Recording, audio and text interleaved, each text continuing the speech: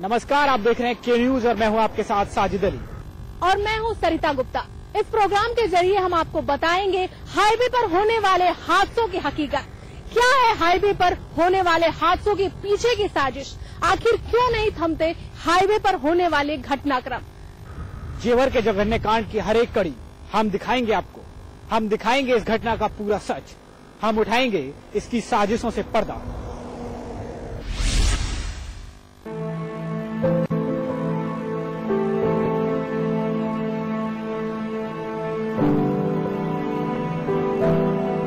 मैं जेवर बोल रहा हूं। जानते हैं ना क्या होता है जेवर का मतलब? सुहागिन का श्रृंगार होता है जेवर। सुंदरता के गहनों का आकार होता है जेवर। जौहरी का हुनर होता है जेवर। लेकिन मैं सूबा ए उत्तर प्रदेश को एक कस्बा हूं। मैं जेवर बोल रहा हूं। देश की राजधानी दिल्ली से करीब 50 किलोमीटर दूर, नोएडा से करीब 40 और ग्रेटर नोएडा से करीब 30 किलोमीटर दूर मेरा पता ठिकाना है। इस वक्त हम खड़े हैं जेवर बुलंदशहर के उस रोड पर जिस रोड पर बीते रात बुधवार को वो घटना हुई थी। आज की तारीख में तो वैसे भी किसी परिचय का मोहताज नहीं हूं मैं, क्योंकि मीडिया के माइकों पर हर कोई मेरा नाम खुद ब खुद बहुत जोर देकर बता रहा है। के न्यूज जेवर ग्रेटर नोएडा। के न्यूज जेवर ग्रेटर नोएडा। मैं जेवर बोल रहा हूं। मैं टीवी का समाचार हूं। मैं सुर्खियों का अखबार हूं, क्योंकि आज मैं जार जार हूं। जख्मों पर जखीरा है मेरे जिस्म पर। जानते हैं क्यों? क्योंकि बुधवार की उस काली रात मेरे वजूद को सड़क से घसीटकर कुचला गया था। यही वो सड़क है जिसके जरिए वो लोग पीड़ित लोग बुलंदशहर के एक अस्पताल जा रहे थे और इसी जगह पर उस गाड़ी में टायर में पंचर करके उन बदमाशों ने इस रास्ते के सहारे उस गाड़ी को वो जंगल की तरफ ले गए थे। यही वो रास्ता है। बदमाशों ने गाड़ी को रोकने के बाद, उन पीड़ितों को ले जाने के बाद इस तरफ का रुख किया था और इसका मकसद यही था कि इस तरफ जंगल में जाकर जो मेन रोड पर लोगों की आवाजाही रहती है उससे बचना और पुलिस की आवाजाही से बचना। और बचने का कारण वही कि वो यहाँ पर अपने लिए एक सेफ एरिया ढूंढ रहे थे ताकि वो अपने उस कारनामे को अंजाम दे सकें। मेरे नाम को पूरे देश में बदनाम किया गया। 6 बेखौफ बदमाशों ने मेरी अस्मत को तार तार करके मेरे एक बेटे को मुझसे छीन लिया। छीन लिए मेरे श्रृंगार के आभूषण और छीन लिए मेरी अस्मत के गहने। मैं जेवर बोल रहा हूं। बंधक बनाकर लोगों को यहीं पर लाया गया था। उनकी गाड़ी को यहाँ पर खड़ा करके पुरुषों को बाहर निकालकर वहाँ पर उधर ले जाकर वहाँ पर बंदी बनाया गया था। और जो साथ में उनकी महिलाएं थी उनको जबरदस्ती जो बदमाश थे वो इसी ईख के खेत के अंदर लेके गए थे। उनके साथ उन्होंने बलात्कार किया था। 4 महिलाएं थी। करीब 2 घंटे तक उनके साथ बलात्कार किया गया और उन्होंने जो जेवरात पहने थे सोने के और उनके पास जो नकदी थे वो सारे उन्होंने लूट लिए। करीब ये जो सिलसिला था ये पूरा 2 घंटे चला। 2 घंटे तक उधर पुरुष जो है वो बंधक बनाए गए थे और इधर महिलाओं के साथ गलत काम किया जा रहा था। कुल मिलाकर ये जो घटना है वो कहीं न कहीं दिल दहला देने वाली है और एक बार फिर कानून व्यवस्था पर सवाल खड़े करने वाली है। कैसे जागा हूँ उस रात के बाद, कैसे सोया हूँ मैं उस स्याह के बाद, कितना रोया हूँ उस रात के बाद। नौबत चाचा की रोती हुई आंखें उस रात की कहानी कहने के लिए काफी है। उस रात की काली कहानी नौबत चाचा से पूछिए। ये भी तो गवाह हैं मेरे साथ हुए गुनाह के। विकलांग नौबत चाचा ने मुझे बचाने को बहुत बहादुरी दिखाई थी, लेकिन बचा न सके।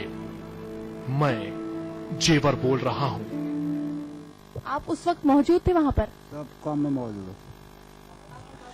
मैं उस समय आऊँ जो उनके पास में जो अपनी गाड़ी में पंचर लगा रहे हैं, पंचर लगाते समय उन पर एकदम से चारों लंगते टूट के पड़े हैं। जब बदमाश जब मैंने उनके साथ में किया है, मैंने कौन काय को थे कहा रे कैसे, और मैंने हल्ला गुल्ला मचाया। तो फिर उन्होंने जब मैं घेर लिया, मुझ में रोड मारी है, मुझे पकड़ कर जबरदस्ती मेरे संग में खींच कर उन्हीं के साथ में ले जा करके मैं भी बांध के डाल दिया और वो भी बांध के डाल दिया। उनके संग में बहुत मारपीट की है, बहुत विशेषता की है, बहुत ज्यादा जुल्म किया उन्होंने। जब मैं छुट्टो बैठो रहा हूँ उनको वहाँ पे सब मैंने मौके पे आंखों से देख रहा हूँ। बैरवानियों को बहुत मारा है, उन आदमियों को रोडों से बहुत मारा है, लेकिन उनको फिर अलग अलग करके पूछा गया है। फिर लास्ट में होते हुए पुलिस की गाड़ी सड़क पे घूम रही है और वह उसके बाद में होते होते वो बैरवानियों को 15-15 मिनट के लिए एक एक करके अलग ले गई। मैं पीड़ित जेवर अपने जख्मों से जार जार दर्द से कर्रा रहा हूँ, लेकिन मेरे दर्द की दवा देने वाला कोई नहीं है। मेरे घर में भीड़ का भंवर है, मेरे मोहल्ले में मेला सा लगा है, लेकिन फिर भी कुछ कमी है। मैंने कोई अपना खोया है। सवालों का सैलाब मुझे हर बार उस स्याह रात में डुबो देता है। पत्रकार मेरे शब्दों को पकड़ रहे हैं। मैं कह रहा हूँ कि मैं बदहवास हालत में था। कोई तो यकीन करो, मैं जेवर बोल रहा हूँ। उस दर्दनाक रात के पीड़ित हमारे साथ इस वक्त मौजूद हैं, उनसे बात करते हैं, उनसे जानने की कोशिश करते हैं कि क्या है आखिर में पूरा मामला। उस रात के बारे में बताइए, आप लोग कहाँ जा रहे थे और हुआ क्या था उस रात? बहन की डिलीवरी हो रही है, बिलेंसर से फोन आया कि जच्चा बच्चा खतरे में, ओ गरीब आदमी यहाँ से हम पैसे लेके नहीं और हम चल दिए 1 बजे रात के। यहाँ से जब चले तो हमारे बीच सड़क पे हाईवे से आ गई। गांव तो मैं जानती ना हूँ कौन सा गांव है। वहाँ पे पैरों में ऐसा लगा जैसे किसी ने कुछ मारा या कंकड़ी फंकड़ी चुभी या गोली मारी, कुछ भी। तो पहले एक पहिया हुआ, फिर दूसरा टायर हुआ, ऐसे ही बहुत तगड़ी आवाज हुई। फिर हमने नीचे उतर के जो देखा, आने के बाद सबके कानों पे बंदूक लगा दी। बंदूक लगा के खेतों के माई को ले गए। ले जाने के बाद सबसे लूट मार करी, पहले भैया से करी, सब कुछ छीन लिया। फिर हमसे कान चीर दिए, बुंदे उतारे। इस मामले में उनकी जो एक शकील कुरैशी जो थे, उनकी जो मर्डर किया गया था, उनकी जो हत्या की गई थी, वो किस लिए की गई थी? जब हमसे सब कुछ छीन लिया था, फिर उन्होंने चारों को बांध के डाल दिए।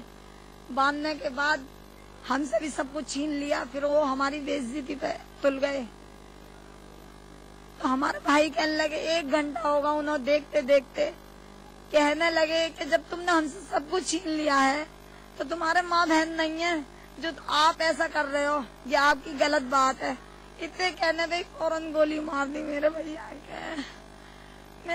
के गोली मार दी थे कहते ही। और एक गोली मेरे आदमी का मारी, वो सीधी नुकर के निकल गई, उन्होंने लग ना पाई। और पुलिस ने हमारा साथ न दिया। 2 घंटे के बाद पुलिस पहुंची। हमें इंसाफ चाहिए, हमें इंसाफ चाहिए। 7 बच्चे हैं।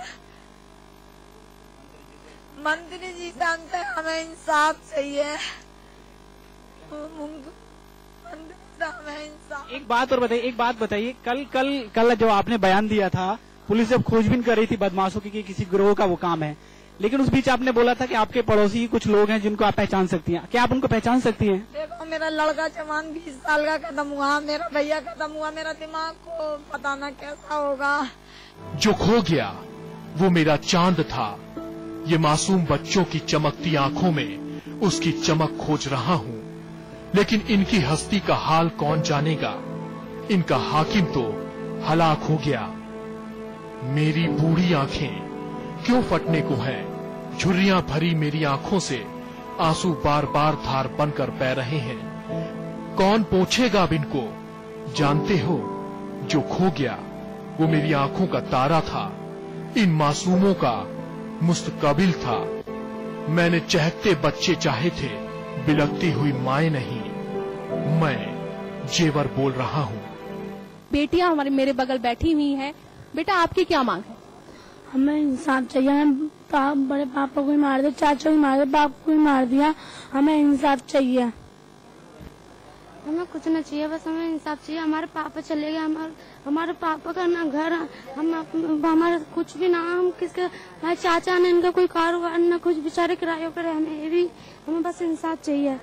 कौन गुजरा है अपने कदमों में कील बांधकर मेरी छाती को कुचलते हुए, धड़कनों को बढ़ते हुए। सर्द रात नहीं है, कोहरे वाली सुबह भी नहीं है, फिर ये सब धुंधला धुंधला क्या है? जिनकी तरफ मैं उम्मीद की निगाहों से देख रहा हूँ वो मेरे अपने हैं, मेरे सरकार है, मेरे सियासी रहनुमा है, सूबे के सियासतदान हैं। लेकिन शायद वो सोच रहे हैं कि मुझे अभी और चोट लगने दो ताकि उनकी राजनीति की रीढ़ की हड्डी और मजबूत हो सके। अरे मेरा गम तो देख लो, मैं जेवर बोल रहा हूँ। हमारे साथ हैं समाजवादी पार्टी से सुरेंद्र नागर जी। सर, जिस तरीके से सरकार बदली, कानून बदला, सीएम बदले, लेकिन ये ऐसी इस तरह की घटना नहीं बदली, क्या कुछ कहेंगे इस पर आप? देखिए, उत्तर प्रदेश में पूरी तरीके से फेल है कानून व्यवस्था को लेकर सरकार, और ये घटना बहुत दुखद है, शर्मनाक है। सभ्य समाज में इस तरह की घटनाओं का कोई स्थान नहीं हो सकता है। हमारी मांग है कि उनको मुआवजा दिया जाए, पीड़ित परिवार को, दोषियों के खिलाफ कार्रवाई की जाए। 24 घंटे का समय उत्तर प्रदेश पुलिस ने मांगा है। 24 घंटे में अगर ये केस नहीं खोल पाते हैं तो किसी उच्च स्तर की एजेंसी से इसकी जांच की जाए। परिवार से आपने बात की, उस बातचीत में क्या कुछ रहा? देखिए, परिवार के जो सदस्य हैं वो इस घटना से स्तब्ध हैं, पूरी तरीके से डिस्टर्ब हैं वो।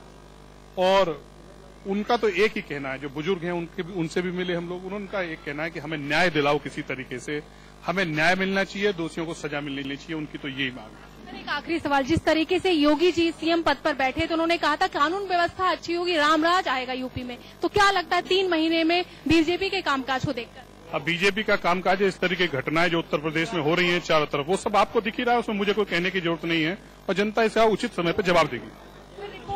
रिपोर्ट को लेकर जिस तरीके से रिपोर्ट आ रही है पुलिस की तरफ से भी कि हाँ, अब पुलिस इसमें आगे क्या कार्रवाई करेगी और किस तरह से आपकी पार्टी जो है उसमें क्या सपोर्ट करेगी? हम तो विपक्ष की भूमिका हमारी है, हम उस पर खरा उतरेंगे और हमारी जो जिम्मेवारी है उसे निभाएंगे हम लोग, और संसद में और विधानसभा में जहां हमें मौका दिया वहां इस बात को उठाएंगे। पार्टी से सुरेंद्र नागर जी, जिन्होंने साफ तौर पर ये कहा, योगी सरकार पर आरोप लगाया कि जिस तरीके से योगी सरकार ने कानून व्यवस्था को लेकर कहा था कि यूपी की कानून व्यवस्था अच्छी होगी, अब जब वो सीएम बन गए हैं तो इस तरीके की घटनाएं जो है वो कहीं न कहीं यूपी की कानून व्यवस्था की पोल खोल रही है। हम मांग कर रहे हैं कि पीड़ित परिवार को इंसाफ मिले, मुआवजा मिले। कैमरा पर्सन दीपक शर्मा के साथ सरिता गुप्ता, के न्यूज, जेवर, ग्रेटर नोएडा।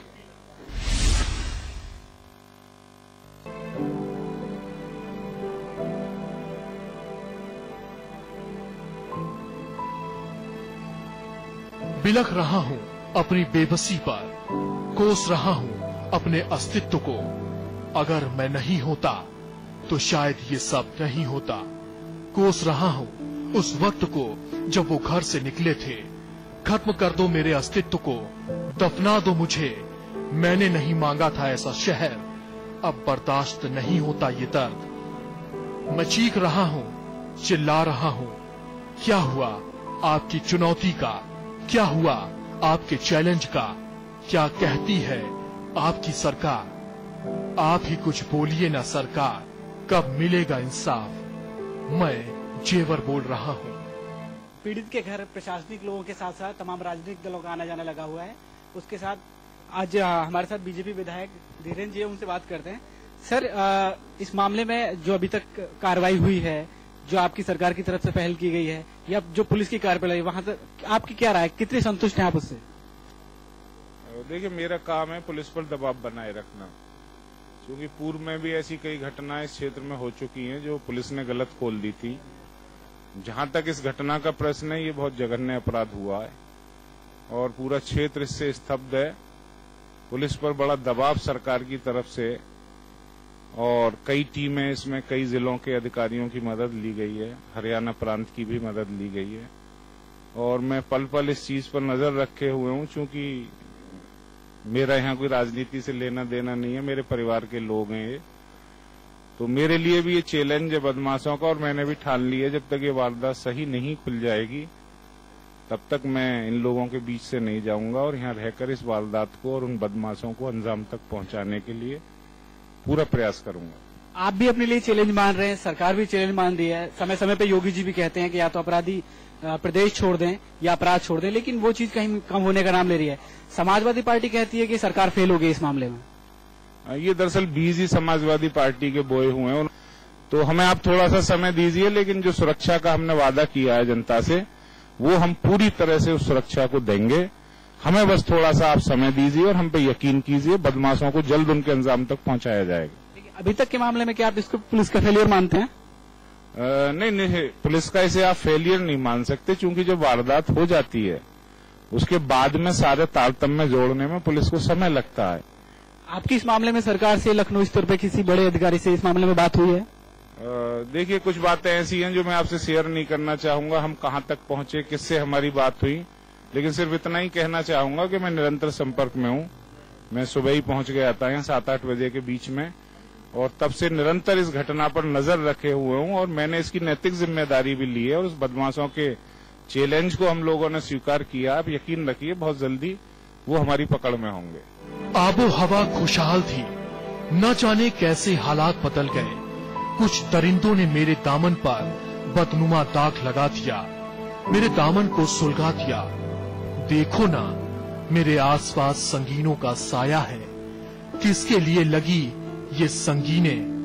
रंग रूटों की कदम तार, नेताओं की गाड़ियां, मीडिया वालों की गाड़ियां, पुलिस के सायरन की आवाज, घरों में बेजान से बच्चे, रोती माएं, कभी सन्ना तो कभी सन्नाटे को तोड़ती दस्तकें।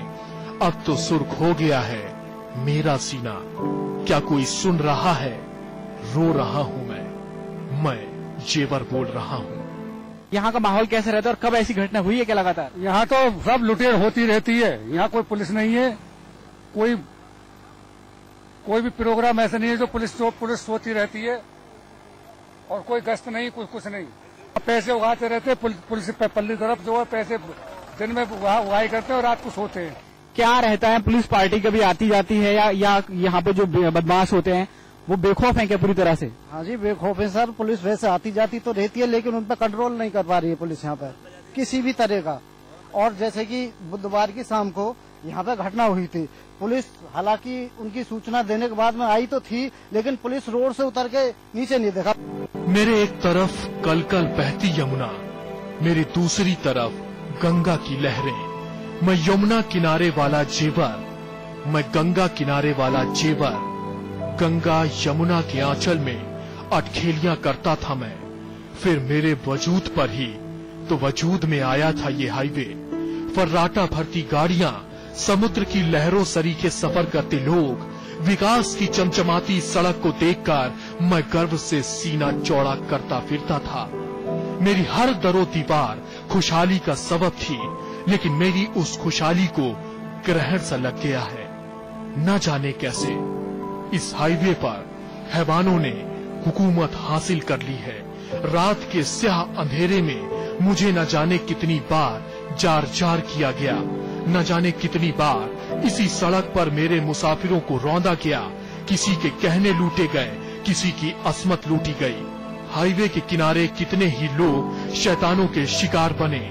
मैंने नहीं मांगा था ऐसा शहर, ऐसी बेरहम सड़कें भी नहीं मांगी थी।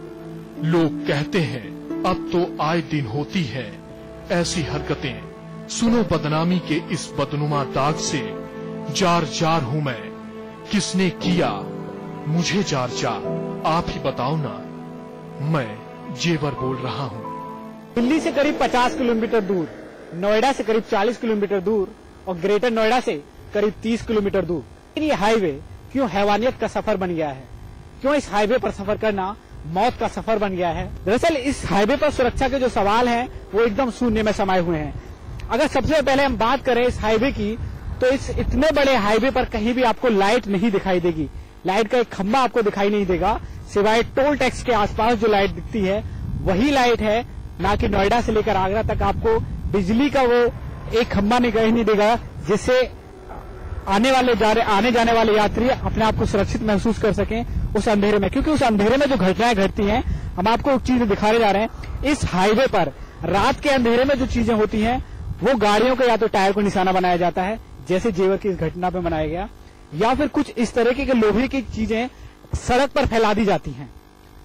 जो भी गाड़ियां, जो भी पर्यटक, जो भी आने जाने वाले मुसाफिर यहां से गुजरते हैं, उनकी गाड़ी पंचर होती है, वो गाड़ी थोड़ी दूर पर जाकर रुकती है, और उस गाड़ी के रुकने के बाद जो आप ये किनारा देख रहे हैं हाईवे के इस पार, यही कहीं वो लोग, उस तरीके के लोग जो इस तरह की मानसिकता के लोग हैं, एक्सेल ग्रुप हो, जो भी बावरिया ग्रुप से लेकर जितनी भी ग्रुप का नाम अब तक सामने आता है ऐसी घटनाओं में, वो लोग इन्हीं आसपास झाड़ियों में कहीं छिपे होते हैं, और जैसे ही उन्हें पता लगता है कि गाड़ी रोकी है, वो उस गाड़ी पर धावा बोलते हैं, लूट करते हैं, विरोध करने पर हत्या कर देते हैं।